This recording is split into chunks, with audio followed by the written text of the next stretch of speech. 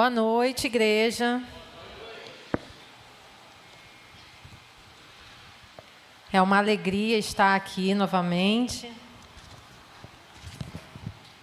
nesse Congresso das Irmãs. Essa é uma data muito especial para mim, particularmente é uma data que eu tenho boas lembranças. Acho que eu já compartilhei aqui em outros anos, mas há 25 anos atrás, nesse mesmo Congresso das Irmãs, a gente nem se reunia aqui, a gente se reunia no templo lá atrás ainda. O meu esposo veio na igreja me conhecer. Lembra, Olivia? E foi nesse congresso, há 25 anos atrás, que nós nos conhecemos. Então, daqui a alguns dias, a gente faz 25 anos juntos e a gente faz também 20 anos de casado esse ano.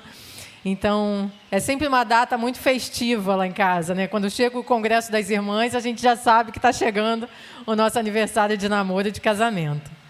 E eu agradeço muito a Perla que me convidou, as irmãs que confiaram em mim mais uma vez.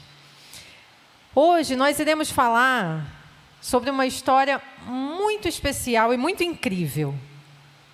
Nós vamos falar sobre Lia e o segredo de ser renovada. Afinal, esse é o tema das irmãs, né? Mulheres renovadas. Como que Lia conseguiu se renovar e se superar após um momento que ela viveu de muita rejeição? Sabe, as palavras, elas têm muito poder na nossa vida, não é verdade? Elas têm um poder de nos evocar memórias. Se eu começar a falar aqui palavras aleatórias, por exemplo, se eu falar pai, vocês pensam, vocês lembram de alguma coisa? Se eu falar mãe, a memória de vocês vai em algum lugar, não é? Se eu falar infância, a memória de vocês vai em algum lugar. São palavras que trazem uma memória para a gente. E se eu falar rejeição? Essa palavra é uma palavra que provoca um certo silêncio na gente. Porque ela nos remete a lembranças que nós não queremos trazer de volta. Que nós queremos fugir. Ela nos remete a lugares e a experiências da nossa vida que nós não queremos relembrar, que nós queremos deixar bem longe. E a origem da palavra rejeição, ela vem do latim, e ela significa o seguinte: atirar de volta, empurrar de volta, estar longe das pessoas, manter distância. Agora imagine comigo, alguém que joga para você uma bola, né, e você empurra essa bola de volta. Alguém que joga um objeto na sua direção e você repele esse objeto. É exatamente assim que se sente uma pessoa que experimenta a rejeição. Ela se sente como se as pessoas quisessem distância dela, como se a pessoa estivesse rejeitando ela. A rejeição, na verdade, é algo que ninguém está preparado para viver. São uma daquelas experiências que não adianta, eu estou pronto para isso. Não, ninguém está. É sempre muito ruim. Mas talvez, não, na verdade, com certeza, né? Todos nós já experimentamos algum momento assim em nossa vida. E é por isso que a palavra de hoje ela é tão importante. Porque eu não quero falar especificamente para aquelas mulheres que vivem carregando esse estereótipo da rejeição, que vivem vitimizadas, que vivem falando, ai, ninguém me ama, ninguém me quer, as mulheres vitimizadas, depressivas, aquelas que dizem esses absurdos sobre ela. Não, não é. Eu quero falar, e hoje eu trouxe uma palavra para todas nós mulheres, e aí vocês homens também estão incluídos, claro, mas para as mulheres que às vezes até aparentam uma certa fortaleza, aparentam que são fortes, que são bem resolvidas e saudáveis nas suas emoções, mas que em algum momento da vida já foi ferida pela rejeição. Em algum momento da vida já foi empurrada à distância.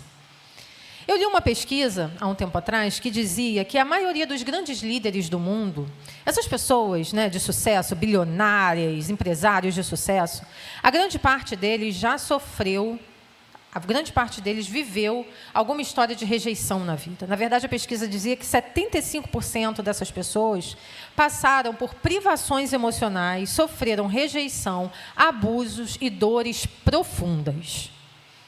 Por que será que essas pessoas com tanto sucesso vieram de histórias tão traumáticas? Porque essas pessoas se sentiam tão indignas e tão sem valor que elas passaram a vida inteira lutando, lutando, lutando, até encontrar algum sentido na vida. E às vezes elas não encontraram o sentido na vida, mas encontraram o sucesso profissional. Porque elas passaram a vida inteira batalhando para mostrar que elas eram capazes, para mostrar e para provar para os outros aquilo que alguém algum dia disse que elas não iriam conseguir. Rejeição, ela provoca sofrimento.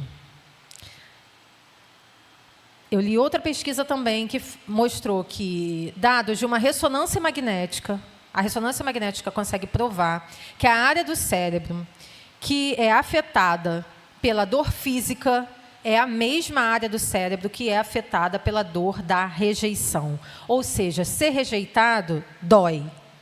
Dói fisicamente. A rejeição ela pode ter várias causas, claro, pode ser de um abandono, pode ser de um conflito familiar, de uma traição. Isaías 61:3 vai dizer que o seu povo deveria se tornar árvore de justiça. Ali está dizendo carvalhos de justiça. Outra versão vai dizer árvores de justiça. O que eu quero dizer com isso? Isaías está dizendo que nós temos raízes, que as nossas raízes ficam no solo, num alicerce. E que, dependendo de onde a nossa raiz está, o nosso fruto vai ser de um jeito.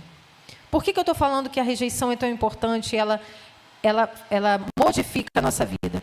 Porque se a raiz da nossa vida está na rejeição, numa autoimagem distorcida, na vergonha, na culpa, os nossos frutos serão frutos daquilo que a nossa vida está.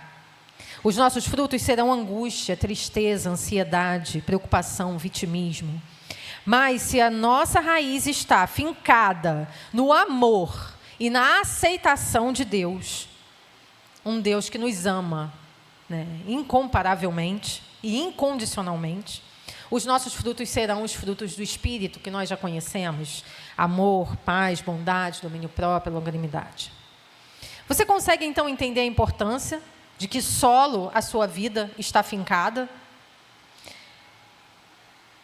Eu sou uma árvore, você é uma árvore.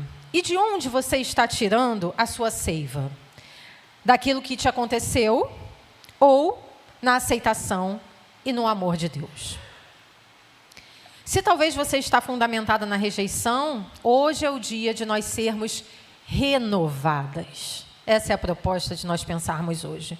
Se o nosso alicerce está fincado na rejeição, hoje é o dia de você encontrar o renovo do Senhor para a sua vida. E eu te convido a sair desse lugar de sofrimento e encontrar um lugar de aceitação no grande amor de Deus. Porque só Ele pode preencher a nossa vida. Hoje eu quero falar de uma mulher que enfrentou rejeição em quase todas as esferas da sua vida. E por causa dessa rejeição, ela quase teve uma vida toda destruída e complicada e de sofrimento. Mas em um determinado momento ela encontrou o amor verdadeiro de Deus e ela foi modificada, e ela foi renovada, e ela teve toda a sua vida totalmente modificada. O nome dessa mulher é Lia. Lia, ela foi a primeira mulher de Jacó. Lia era irmã de Raquel. E ela nos deixou um exemplo de como que Cristo pode nos encontrar, não importa o pior lugar de adversidade que nós estejamos vivendo. Ele nos encontra e Ele muda o curso da nossa história. Lia nos ensina que às vezes na nossa vida a gente passa pela escola do sofrimento. E que se nós soubermos passar por esse momento, por essa escola, nós vamos gerar frutos poderosos em Deus. E eu tenho 3 preciosas lições para a gente pensar, para a gente superar a rejeição. A primeira lição é: nós precisamos aprender a destruir os ídolos do nosso coração. Nós precisamos destruir os ídolos do nosso coração. E aí você pode estar pensando, que coisa horrível, Aline, destruir os ídolos do nosso coração, coisa esquisita. Rejeição já é algo ruim que a gente vive, né? E você ainda está dizendo que eu que tenho que fazer alguma coisa, eu que tenho que fazer, eu sou a vítima nessa história toda, eu que ainda vou ter que fazer algo para sair disso. É exatamente isso que eu estou dizendo. Porque nós precisamos encarar a realidade daquilo que nós fazemos com aquilo que fizeram com a gente. E muitas de nós, quando sofremos rejeição, a consequência é colocar esses ídolos no nosso coração. E eu vou explicar para vocês isso. Nós vamos ler Gênesis 29, 18 a 21. Desculpa, Gênesis 29, 18 a 21.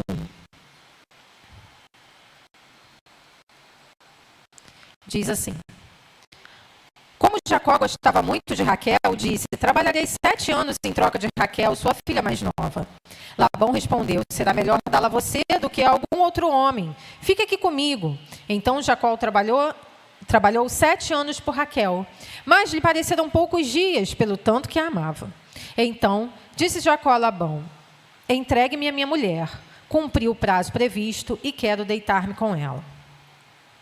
Eu quero recapitular essa história, assim, bem rapidinho. A história tem vários personagens, mas um deles é Jacó. Jacó tinha um irmão gêmeo que se chamava Esaú. E Jacó, de má fé, ele engana, né, essa família, engana lá o pai, e ele rouba a primogenitura do irmão dele. Quando ele rouba a primogenitura do irmão dele, ele tem que sair fugido de onde ele estava. Por que ele sai fugido? Porque ele enganou o pai, ele perdeu, né, o amor da mãe, aquela companhia que ele tinha da mãe, ele era o filho preferido da mãe. Ele se vê sozinho no meio do deserto. E nessa andança dele no meio do deserto, ele vai parar na casa de um tio, que é Labão. Tio por parte de mãe. Esse tio tinha 2 filhas, Lia, que era a mais velha, e Raquel, que era a mais nova. Mas imagine comigo essa cena. Jacó está lá perdido no deserto, andando, de repente ele vê uns pastores perto de um poço, tentando tirar uma pedra para dar água para essas ovelhas. Ele vê esses pastores e essa comitiva ali, e ele fica ali com esses pastores. De repente, vem uma mulher, uma pastora. Raquel era uma pastora de ovelhas, ela cuidava das ovelhas do pai. E ela vem cuidando das ovelhas. Quando Jacó bate o olho em Raquel, Jacó se apaixona. Jacó fica perdidamente apaixonado por aquela mulher. Foi amor à primeira vista. Ele ama Raquel exatamente naquele momento. E também a Bíblia coloca a Raquel lá em cima. A Bíblia não mede elogios a Raquel. E aí eu queria ler com vocês.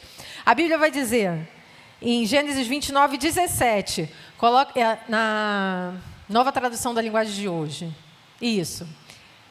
Raquel era bonita de rosto e de corpo. Olha como a Bíblia descreve Raquel. Ela era muito bonita. Isso, esse aí mesmo. A outra versão da Bíblia vai dizer assim: Raquel era formosa de porte, ou seja, ele está dizendo, né, do corpo. Formosa de porte e de semblante.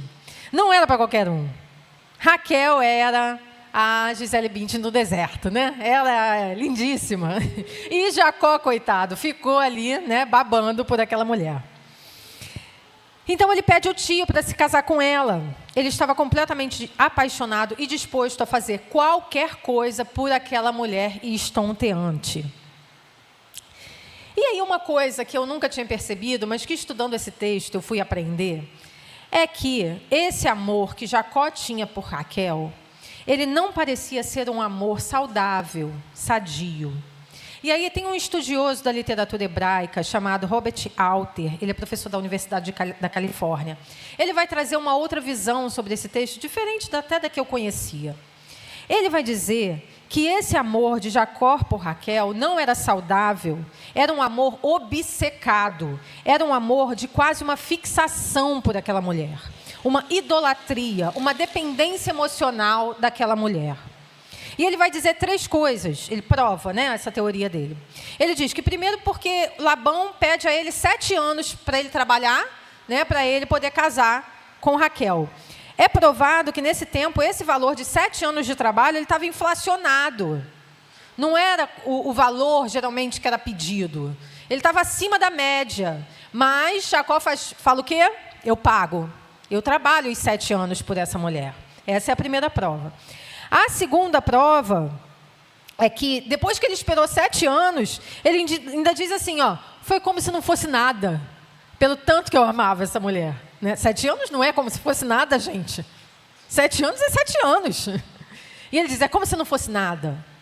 E a terceira prova de que esse historiador diz, eu achei a mais contundente, é que ele diz assim, esse amor de Jacó por Raquel era tão desesperado que ele vai falar assim, quando ele termina os 7 anos, ele fala para o pai da menina assim, ó, me dá a minha mulher, porque eu quero deitar-me com ela.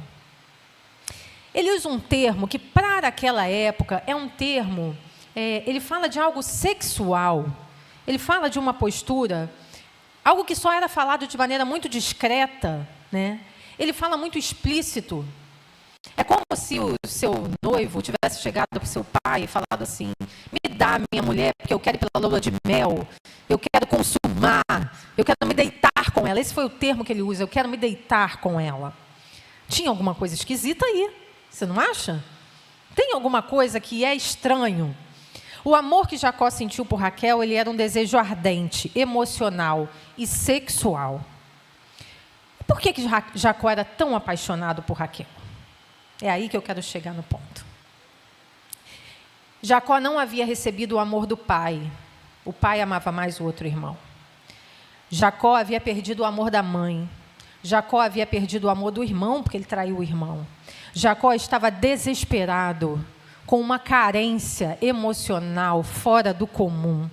Ele, quando viu aquela mulher mais bonita de todas, aquela mulher quase inatingível, ele pensou, eu quero essa mulher. Porque se eu conseguir essa mulher, a minha vida vai deixar de ser desgraçada. Entenderam? Se eu conseguir essa mulher, eu não vou mais sentir essa falta que está aqui dentro, essa carência que eu estou sentindo aqui no meu coração. Ele colocou no romance com Raquel todas as expectativas e anseios que ele tinha. Raquel ia solucionar o problema dele. Ou seja, ele colocou Raquel como um ídolo no coração dele.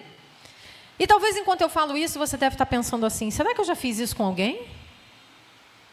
Será que eu já coloquei todas as minhas expectativas e todos os meus anseios, das frustrações, das minhas decepções, das minhas rejeições? Será que eu já elegi alguém e que eu coloquei na minha cabeça, se eu conseguir essa pessoa, ou se eu conseguir essa coisa, eu vou me sentir melhor? Às vezes nós colocamos todos os nossos anseios nas mãos de uma pessoa que não pode nos suprir. Agora, sabe o que é pior nessa história toda? É que o mesmo erro que Jacó cometeu, elegendo Raquel, Lia cometeu, elegendo Jacó. Olha que história confusa, que história desastrada. A necessidade de aceitação que Jacó tinha, ele buscou em Raquel, e Lia buscou em Jacó. Só que a rejeição, ela pode nos levar a excessos, e todo excesso pode nos levar a colocar ídolos no nosso coração para suprir aquilo que só Deus pode nos suprir. Qual foi o ídolo que você colocou no seu coração por causa de uma rejeição? Às vezes é a necessidade de aceitação, às vezes é a necessidade de vencer na vida, é a necessidade de ser o maioral, é a necessidade de se relacionar com determinada pessoa, tudo para suprir uma carência. Nós buscamos, às vezes, nas pessoas aquilo que só o próprio Deus pode nos dar. O seu marido pode te complementar, pode te fazer muito feliz, claro. Mas quem diz o seu valor, quem diz a sua identidade, a sua essência, quem você é o próprio Deus. O seu valor não está nas relações que você constrói. O seu valor está nas mãos do próprio Criador. E muitas vezes nós estamos colocando o nosso valor nas mãos das pessoas. Ai, fulano não falou comigo. Ai, fulano brigou comigo. Ah, fulano tem outra amiga. Ah, e aí a gente fica nesse sofrimento. O seu valor vem do seu pai que te ama. Tire as suas expectativas das pessoas. Porque pessoas são falhas. Pessoas erram. Às vezes até sem querer fazer mal a nós, mas elas erram. Mas Deus, Ele nunca falha. Ele nunca nos rejeita. Ele sempre nos encontra. Ele sempre nos acha. Nós precisamos dar mais atenção ao Senhor do que às pessoas. O seu valor não está na atenção da sua família, do seu pastor, da sua amiga, da sua irmã, do seu filho. Tem gente colocando pessoas como ídolos na sua vida. Se essa pessoa não agir da maneira que você quer, ai, o mundo acabou, ai, que sofrimento, ai, como eu sou mal amada, ai, que vida desgraçada. Para, irmãs. Seu valor está em Deus. Está na hora de passar, né, um mertiolate aí na pereba e seguir a vida. A gente precisa aprender a destruir os ídolos do nosso coração. Sabe por quê? Porque Deus nos vê. Ele enxerga o nosso sofrimento. Essa mensagem não é para dizer para você assim, supere, seja forte. Não, não é para colocar essa vitória como se você estivesse conseguindo isso. Não, você não é protagonista nesse sentido. É para dizer que a única pessoa capaz de te dar valor e a única pessoa capaz de entender o seu sofrimento é Deus. Talvez você pode estar pensando assim, mas ninguém me viu, ninguém conhece a minha dor. Ninguém sabe o que eu passei, ninguém sabe esse buraco escuro que eu tô vivendo. Deixa eu te falar, isso é uma mentira de Satanás para a sua vida. Porque Deus vê a sua dor. Deus, Ele conhece o seu sofrimento. O texto vai dizer que quando o Senhor viu que Lia era desprezada, quando o Senhor viu, o texto é claro, ele diz exatamente isso. Quando o Senhor viu, é o versículo 31. Quando o Senhor viu que Lia era o quê? Desprezada. Deus viu o sofrimento daquela mulher. E eu quero te dizer que Deus viu o que fizeram com você. Deus viu a sua dor. Deus viu o que aquelas pessoas fizeram com você. Deus viu, sabe aquele amor que você deveria ter recebido e que você não recebeu? Deus viu. Sabe aquela rejeição que você viveu? Aquela necessidade de aceitação que você queria e que você não teve? Deus viu. Deus viu o seu abandono. Deus viu aquela traição. Deus viu aquele abuso. Deus viu porque Ele vê a nossa dor. Ele vê o nosso profundo e na hora certa Ele vai intervir como Ele fez na vida de Lia. O problema é que às vezes a gente está tão mergulhado na nossa dor que a gente esquece que Deus vê. A segunda lição para nós acabarmos e superarmos a rejeição é: acabe com a compensação inútil. A Bíblia em Gênesis 29, 16 e 17, 22 e 23. Vamos lá, 16 e 17. Ora, Labão tinha 2 filhas. O nome da mais velha era Lia e o da mais nova Raquel. Lia tinha olhos meigos, mas Raquel era bonita e atraente. 22 e 23. Então Labão reuniu todo o povo daquele lugar e deu uma festa. Mas quando a noite chegou, deu sua filha Lia a Jacó. E Jacó se deitou com ela. Olha que história... Que confusão nessa história. O homem amava Raquel, trabalhou 7 anos por aquela mulher, falou, me dá essa mulher porque eu quero consumar esse casamento, eu estou enlouquecido com ela, eu quero. Na noite de núpcias, o que acontece? O pai não dá Raquel a Labão, o pai dá a irmã, a filha mais velha, Lia.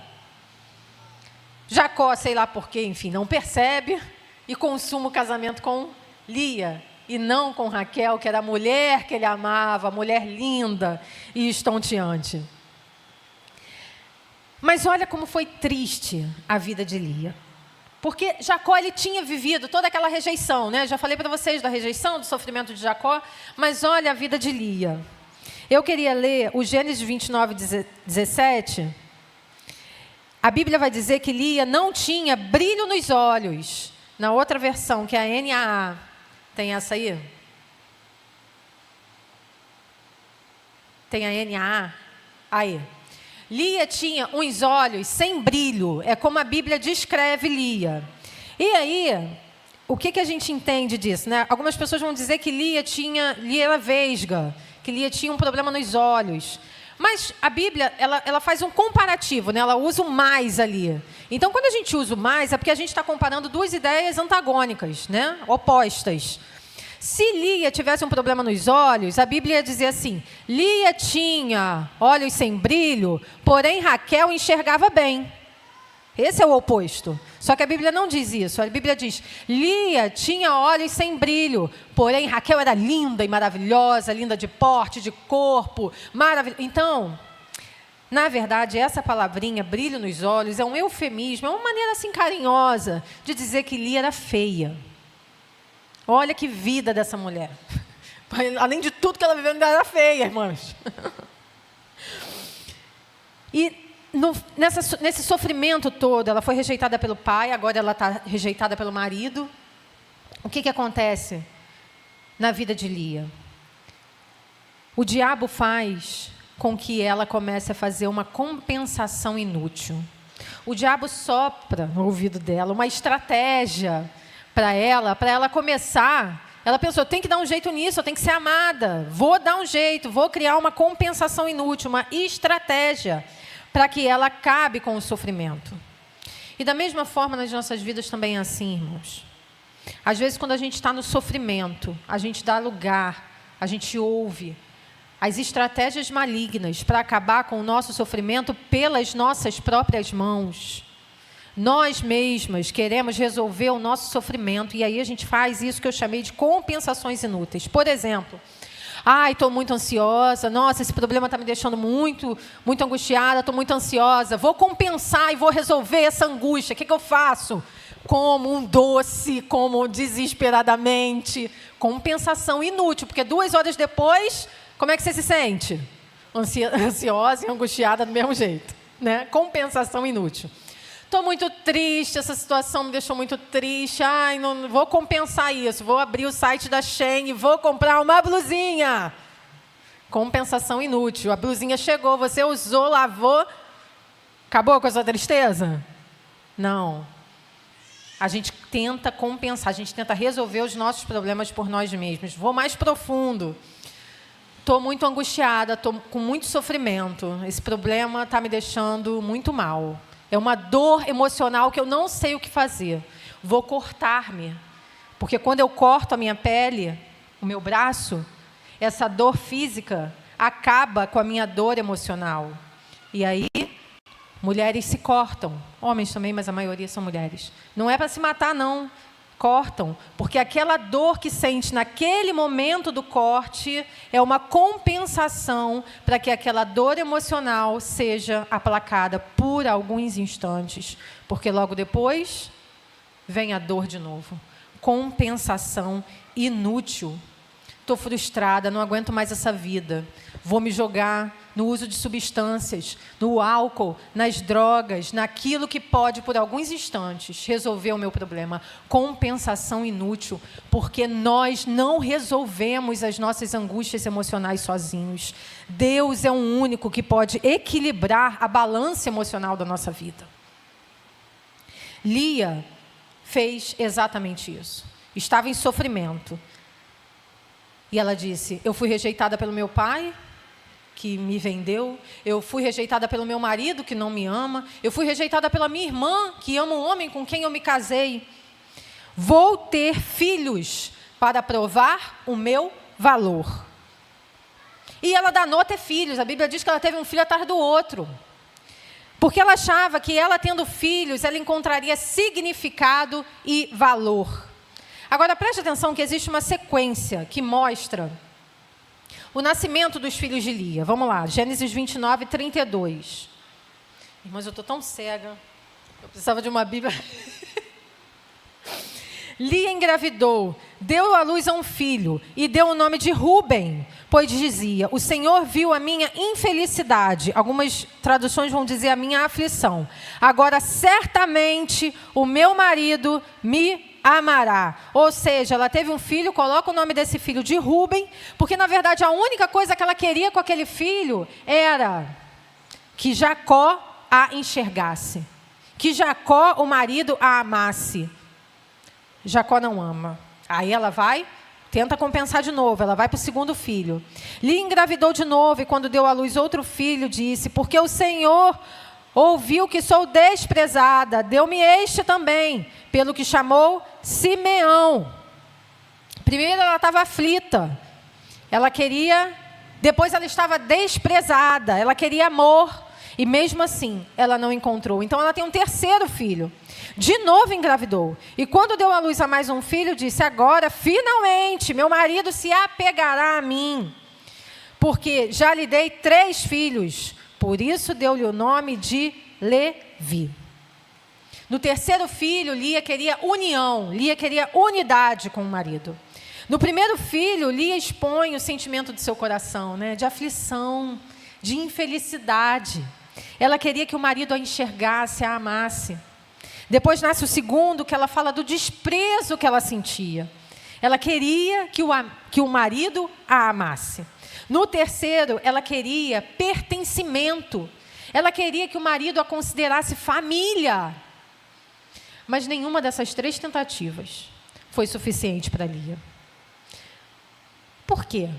Porque Deus queria revelar algo muito especial para Lia. E às vezes nós estamos como Lia, colocando as nossas expectativas nas mãos das pessoas.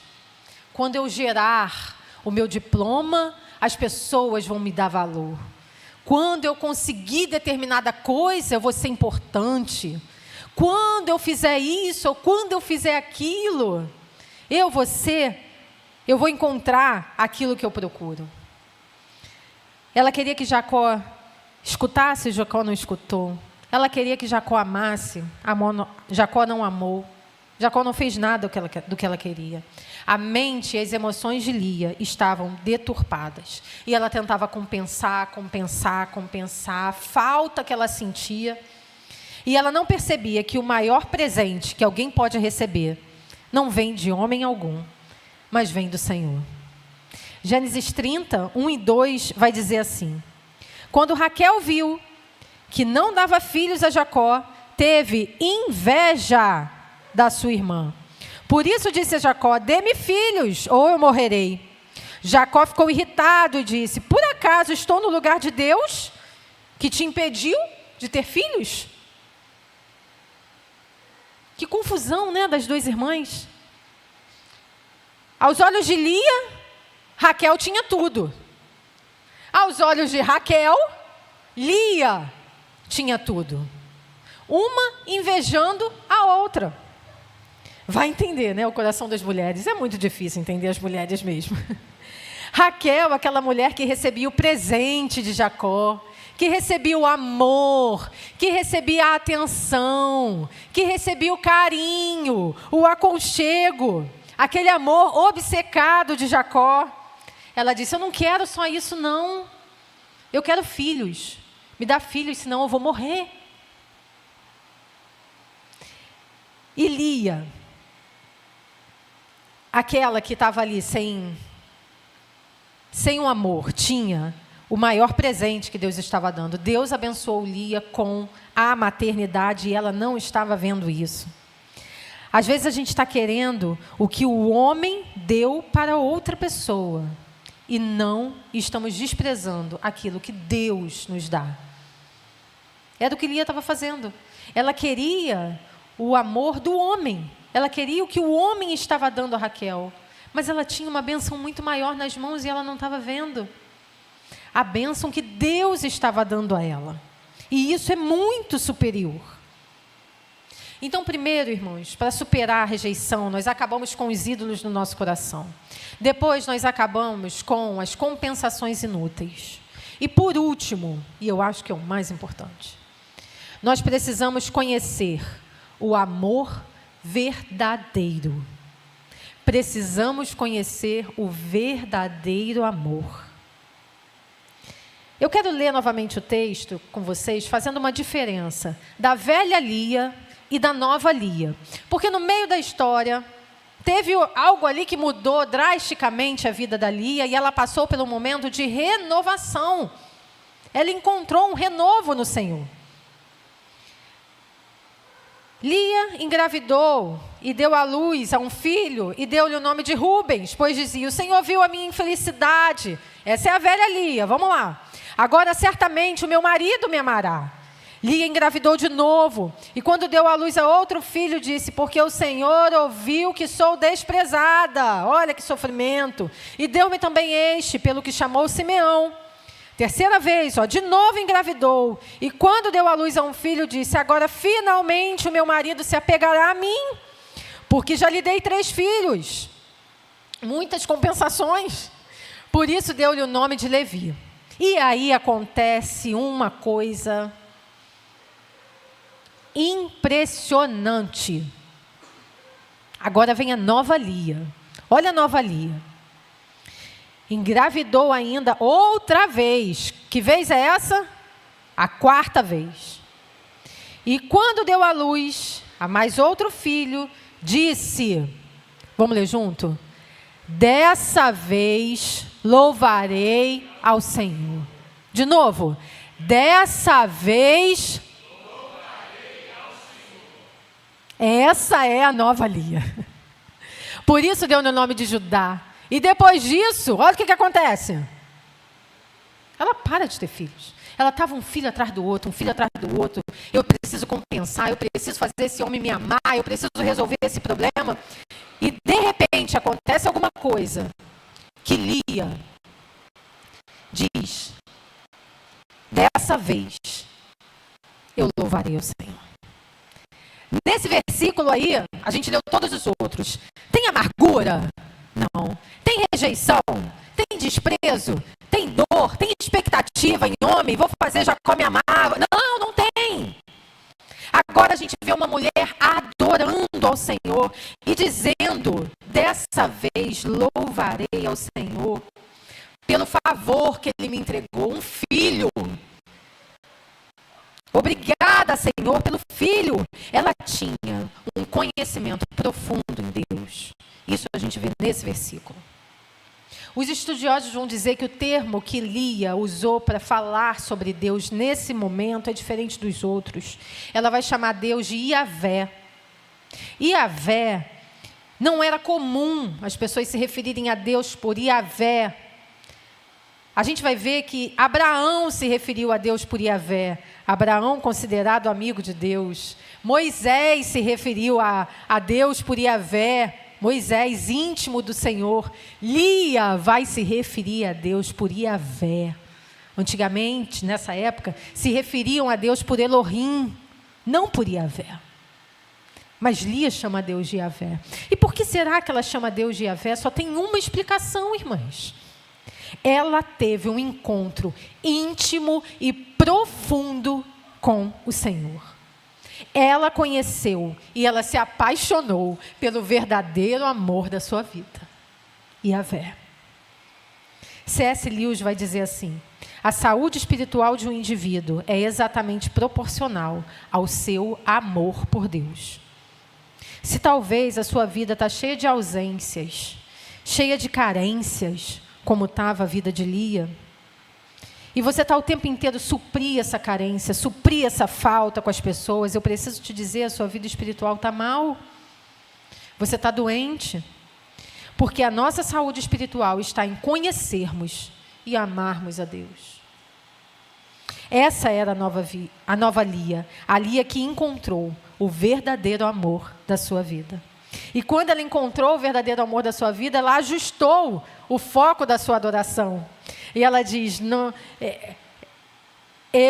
dessa vez, eu louvarei ao Senhor. Não é porque ela não amava mais o marido, não é porque ela não amava mais os filhos, não é isso, mas ela encontrou ampla suficiência em Deus. Ela não precisava mais de nada daquilo.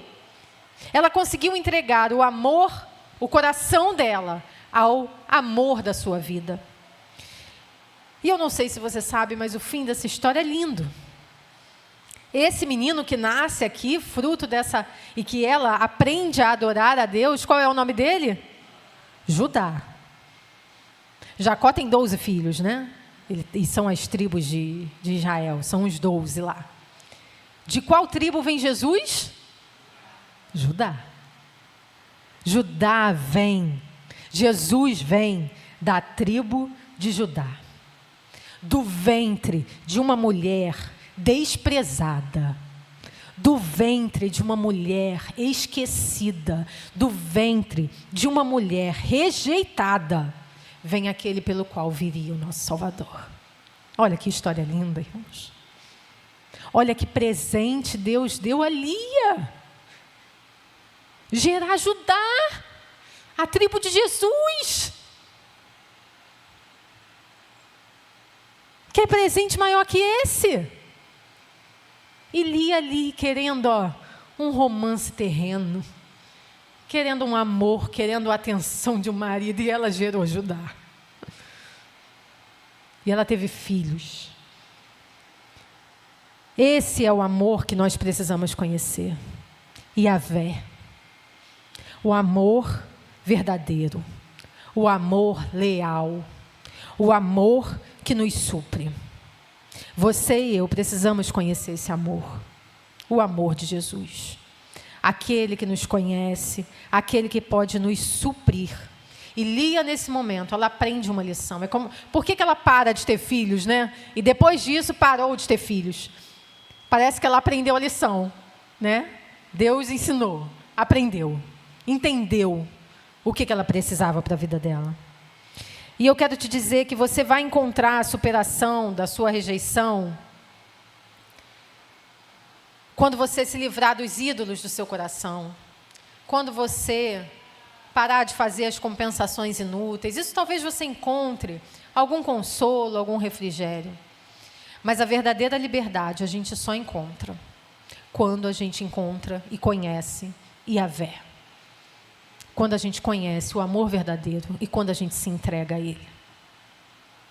Lia teve a sua mente renovada, né? O tema das mulheres é esse. Mulheres renovadas. É a renovação da mente, a renovação do espírito.